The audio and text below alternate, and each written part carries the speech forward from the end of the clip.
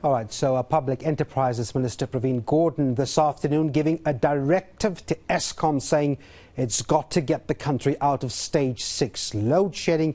He's calling this unacceptable, and his remarks come in as everything from big to small business losing billions as we come to grips with the power cuts. I want to bring in the CEO of Business Chamber SACCI, Alan Mukoki. Alan, thanks very much indeed for talking to us. I'm wondering, what are your representatives telling you this afternoon when we've had such a grip of power cuts over the past 48 hours? I mean, you represent some of the big businesses in the country. What are they saying?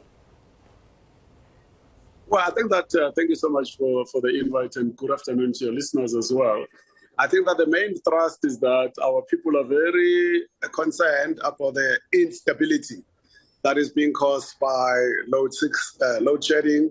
In particular, the idea that it doesn't look as though those who've been tasked with the responsibility to turn things around, whether they are from cabinet, whether it's the board, whether it's the executive, seem to be on top of the problem. And so that creates a lot of uncertainty around whether you want to grow, expand, and it makes South Africa's investment prospects to look particularly dim, because we cannot sell anything in terms of that line item around infrastructure. So that's a very huge concern in an environment where there is high unemployment, the economy slightly growing, but it's still a very moribund type of an economy. So these are really serious issues that concern all of us right now.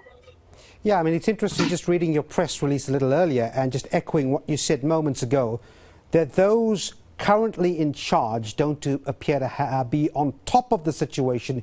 You are calling for a summit of former Eskom executives and some energy experts. Clearly, you don't believe that those currently in charge can deal with the situation. Well, we're not necessarily saying that we don't believe anything. They themselves, if you had to ask them, do you yourselves believe you're doing what needs to be done? Are you actually performing? And I think that they are all people of integrity and honesty. They will themselves admit that the situation is completely out of control, because none of the plans that have been proposed, that have been put forward, are actually working right now. So to that extent, our call is that let's get all the resources, people, human resources and otherwise, on the table. Let's get a lot of the people who used to work at Eskom, those who've got credibility, those who've got merit, those who've got integrity, to come around in that particular summit to find solutions. If it means the president must lock these people away for 5 days, so be it. Get some international experts onto the problem, because currently the solutions we have, the people that we have around the solution, are not actually solving the problem. In other words, it's not like people have not announced plans before. Lots and lots of plans have been actually announced. Lots of strategies have actually been announced. And the trick right now is to admit and be very honest that everything that we've thrown at the problem is actually not working. So what do we do now? Alan, let me ask you, we had the Minerals Energy Minister this morning sign off another bid window and announcing those bidders.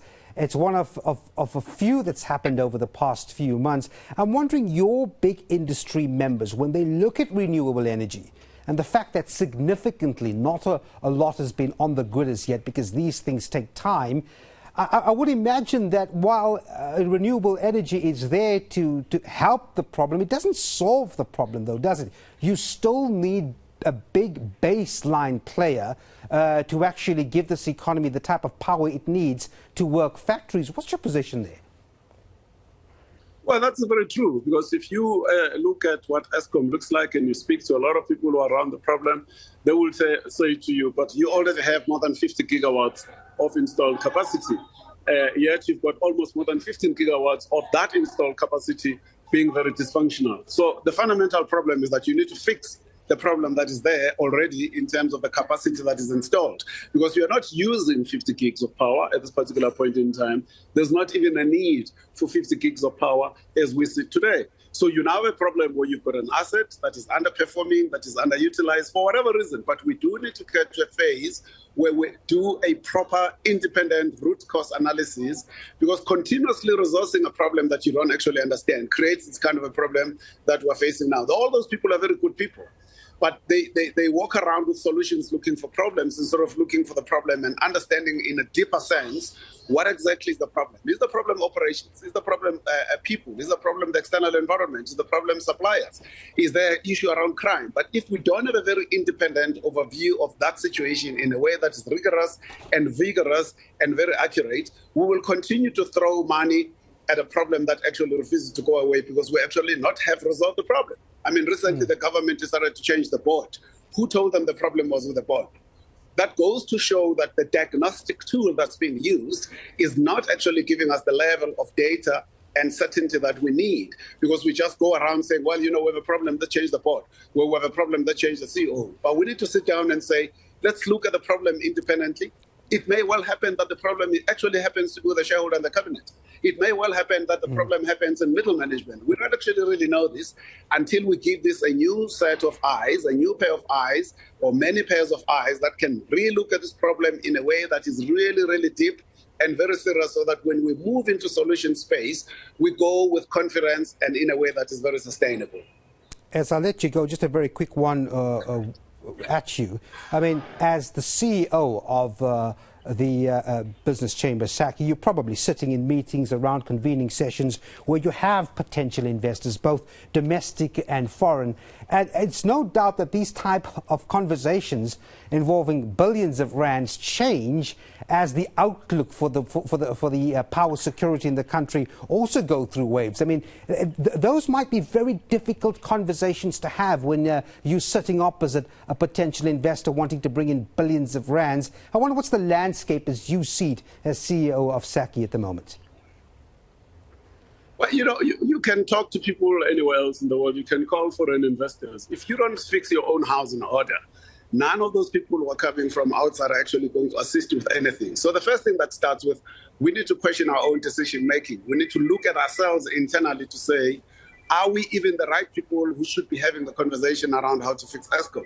Because yes, of course, there's legislation, the minister must be involved because that's the structure of the legal system. But that's why you need disruptive innovation in terms of changing some of those mindsets, in terms of changing. And so you drive yourself to a reset that says, perhaps maybe I'm the problem. Let me stand outside of the problem. Let me get an independent eye into this thing. Let me look at other people who really, really are good at what they do. They've got a performance track record. They've done this. They've seen this kind of complexity in terms of the problem. They've dealt in an environment that is uncertain and volatile. Let them give me a view that is very clear about what the problem is. And I'm prepared to accept the view, even if the view says, actually, the problem is you as a shareholder. You need to get out of the way so that you can allow people who know what they are doing to actually do what they are doing, because it's not going to work. Since 2008, we've been having the same problems over and over again. It's stopping the development of the country because power is such a huge enabler in terms of us being able to do things. And I think that we do need to relearn what we know so that we can learn anew the new things that we need to understand that can make us solve the problem. Throwing the same solution at the problem that refuses to go away is a sign that your solutions are wrong.